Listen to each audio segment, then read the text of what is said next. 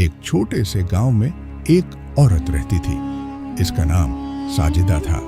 वह गांव के सबसे पुराने मोहल्ले में एक छोटे से कच्चे मकान में रहती थी। मकान की दीवारें पुरानी थीं, छत से बारिश का पानी टपकता था और आंगन में एक पुराना नीम का दरख्त था जिसकी छांव में वह अक्सर बैठकर रोती रहती थी। मगर जो बात इसे दूसरों से अलग करती थी वह यह थी कि वह टूट कर भी कभी टूटी नहीं थी। इसके होंठों पर हमेशा एक दुआ रहती थी और आंखों में एक उम्मीद। 3 साल पहले इसके शौहर इस दुनिया से चले गए थे। अचानक बगैर किसी बीमारी की खबर के एक रात वह सो गए और फिर नहीं उठे। इस वक्त उनकी बेटी सिर्फ 4 साल की थी।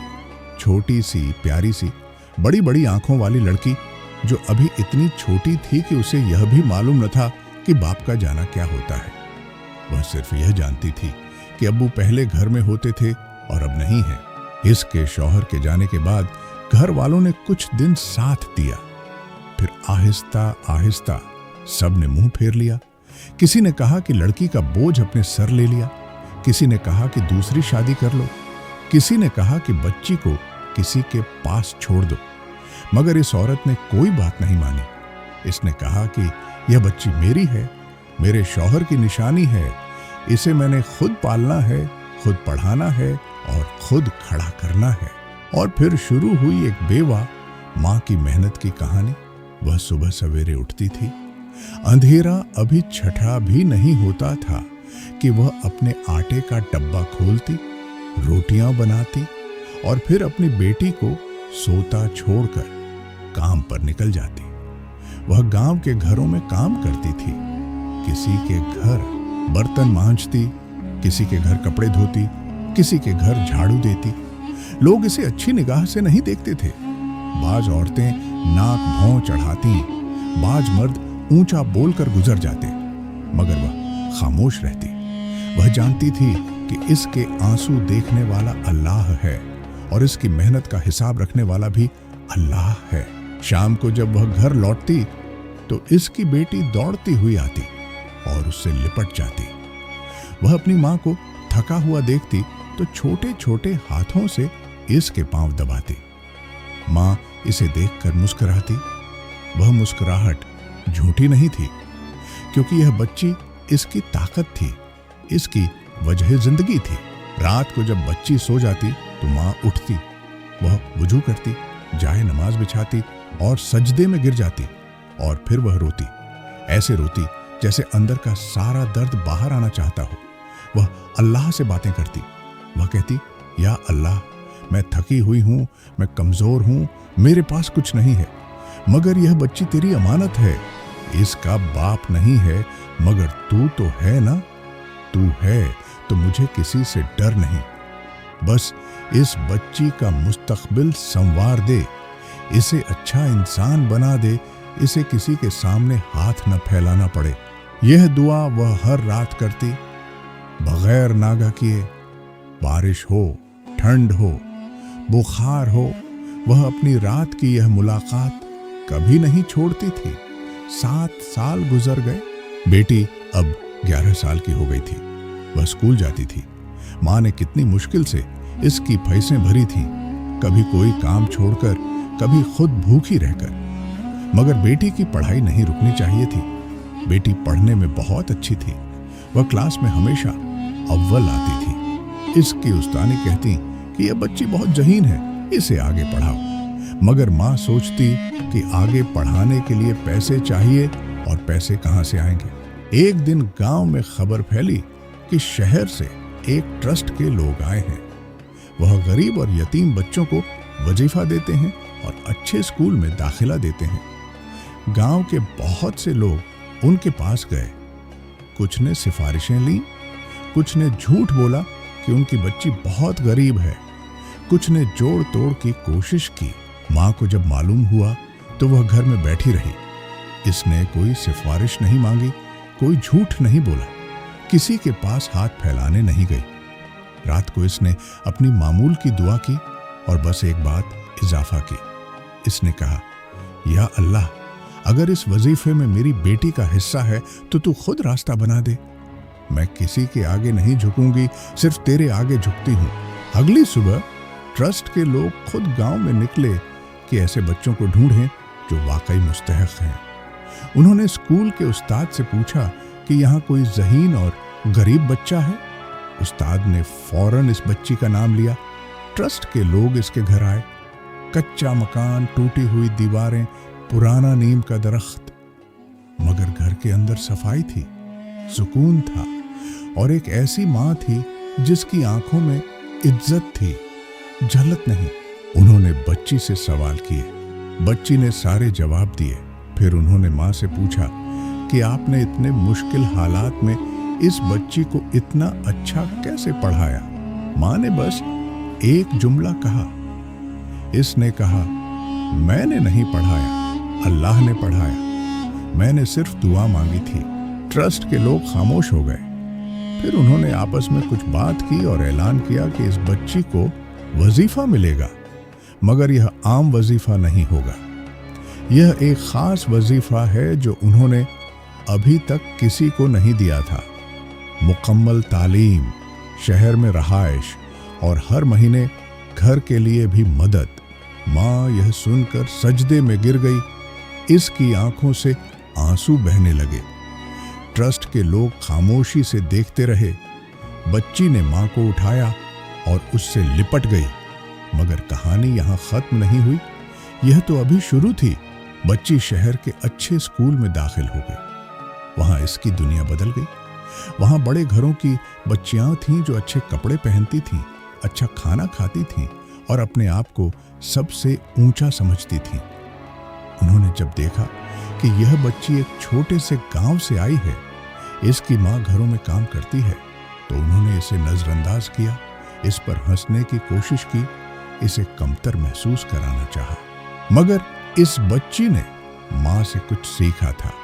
इसने खामोशी सीखी थी, इसने सब्र सीखा था, इसने यह सीखा था कि इंसान की असल कीमत इसके कपड़ों से नहीं, इसके किरदार से होती है। वह रोज रात को सोने से पहले दुआ मांगती थी, बिल्कुल वैसे जैसे इसकी माँ मांगती थी। वह मेहनत से पढ़ती थी। वह कभी किसी से लड़ाई नहीं करती थी। वह क्लास में सबसे ज्यादा तोझा से पढ़ती थी। पहले इम्तिहान में इसने पूरी क्लास में पहली पोजीशन ली। क्लास की लड़कियां हैरान हुई। उस्ताद ने इसे सबके सामने शाबाश दी। वही लड़कियां जो पहले नाक भौं चढ़ाती थीं, अब इसके पास आकर बैठने लगीं, इससे मदद मांगने लगीं। इधर गांव में इसकी माँ अपनी रोजाना की जिंदगी गुजार रही थी। वह अभी भी काम करती थी, मगर अब थोड़ा बोझ कम था। ट्रस्ट की मदद से घर का किराया और खाना चल रहा था। मगर इस माँ का असल दर्द यह था कि बेटी अब घर में नहीं थी। घर सूना सूना लगता था। आंगन में वही नीम का दरख्त था, मगर अब इसके नीचे कोई नहीं बैठता था। माँ को हर जुमे की रात बेटी का खत आता था। बेटी अपने हाथ से खत लिखती थी, क्योंकि फोन का खर्चा नहीं उठा सकता था। वह लिखती कि अम्मा, मैं अच्छी हूँ, पढ़ाई अच्छी जा रही है, आप अपना ख्याल रखें, मैं आपकी बहुत याद करती हूँ। माँ वह खत पढ़कर रोती और फिर संभल जाती। 3 साल गुजर गए। बच्ची अब 14 साल की हो गई थी। इसके स्कूल में हर साल एक बड़ा मुकाबला होता था। पूरे सिबहे के स्कूलों से बच्चे आते थे और तकरीर, मजमून नवीसी और इल्मी मुकाबलों में हिस्सा लेते थे। इस साल स्कूल के उस्ताद ने इसे इस मुकाबले में भेजने का फैसला किया। इसने अपनी माँ को खत लिखा कि अम्मा, मैं एक बड़े मुकाबले में जा रही हूँ, मेरे लिए दुआ करें। माँ ने वह खत पढ़ा और उस रात इसने मामूल से ज्यादा देर दुआ की। इसने कहा, या अल्लाह, मेरी बेटी मुकाबले में जा रही है, इसे कामयाब कर, न मेरे लिए न दुनिया के लिए, बस इसलिए कि वह तेरी बंदी है और तुझसे मांग रही है। मुकाबले का दिन आया। इस बच्ची के सामने बड़े बड़े शहरों के स्कूलों के बच्चे थे, अमीर घरों के बच्चे जिनके माँ बाप दोनों पढ़े लिखे थे, जिनके पास हर सहूलत थी। बच्ची के दिल में एक लम्हे के लिए घबराहट आई। फिर इसे माँ की आवाज याद आई जो वह हर खत के आखिर में लिखती थी। वह लिखती थी कि बेटी याद रखो, अल्लाह अपने बंदों को अकेला नहीं छोड़ता। इसने आंखें बंद की, दुआ मांगी और फिर स्टेज पर चली गई।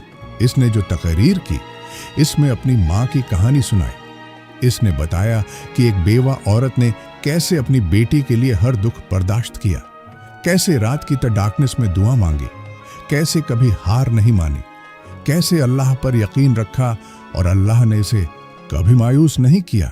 जब इसने तकरीर खत्म की तो पूरे हॉल में कुछ लम्हों के लिए खामोशी छा गई। फिर तालियां बजने लगीं।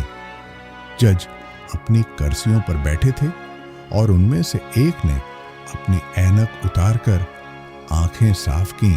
नतीजा आया तो पहला इनाम उसी बच्ची का था।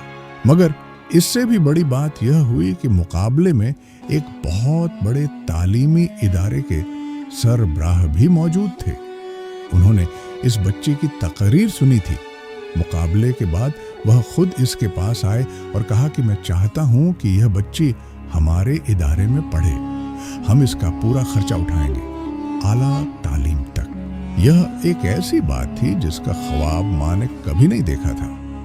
माँ सोचती थी कि शायद मैट्रिक तक पढ़ ले, फिर कोई काम मिल जाए, मगर अल्लाह का मंसूबा इससे कहीं बड़ा था। जब बच्ची ने घर खत लिखा और सारी खबर दी तो माँ ने वह खत पढ़ा और इस मर्तबा वह रात भर रोती रही, मगर शुक्र के आंसुओं से, दर्द के नहीं। वक्त आगे बढ़ता रहा, बच्ची पढ़ती रही। वह एक से दूसरी मंजिल तय करती रही। हर साल माँ के घर आती, माँ के पांव चूमती, माँ के साथ वक्त गुजारती और फिर चली जाती। माँ बूढ़ी हो रही थी, आंखें कमजोर हो गई थीं, पीठ में दर्द रहता था, मगर वह अभी भी काम करती थी क्योंकि उसे अपनी बेटी पर बोझ नहीं बनना था। एक दिन बेटी ने आकर माँ से कहा, अम्मा, आपने बहुत मेहनत की, अब बस करें, अब मेरी बारी है। माँ ने हंसकर कहा कि बेटी, यह आपकी कमाई नहीं, यह अल्लाह की रहमत है। मैंने जो मांगा था वह अल्लाह ने दे दिया।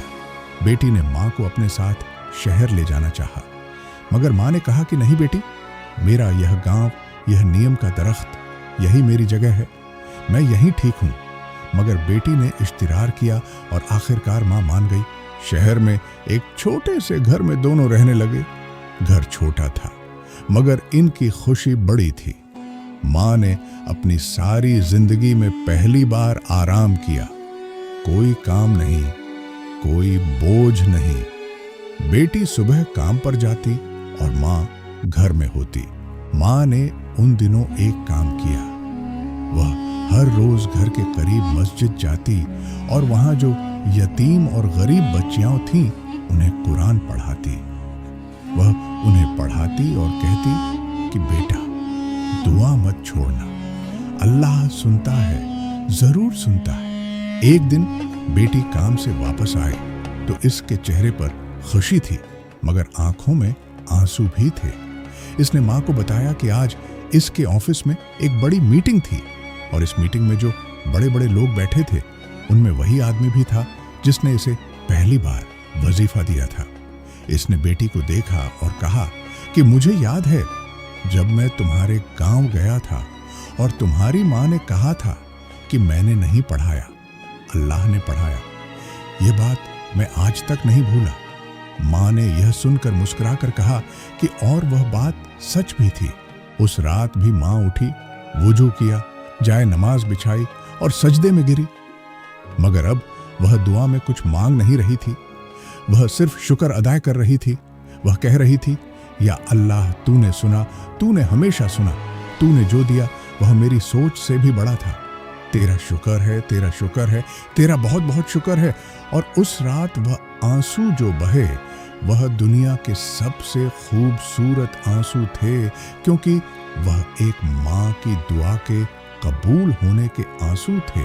सुनो, जो यह कहानी सुन रहे हो, तुम में से भी कोई शायद अभी मुश्किल में है। शायद कोई माँ है जो रात को अपने बच्चों के लिए रोती है। शायद कोई बाप है जो थका हुआ है मगर हिम्मत नहीं छोड़ता। शायद कोई बच्चा है जो सोचता है कि मेरी आरज़ू कभी पूरी नहीं होगी। तो सुन लो, अल्लाह सुनता है। माँ की दुआ जरूर कबूल होती है।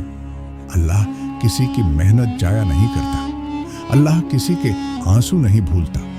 वह अपने बंदों की फरियाद सुनता है। चाहे रात के अंधेरे में मांगो, चाहे सजदे में मांगो, चाहे थके हुए दिल से मांगो, वह सुनता है और वह देता है, मगर अपने वक्त पर, अपने तरीके से, और हमेशा इससे बेहतर देता है जितना हम सोचते हैं।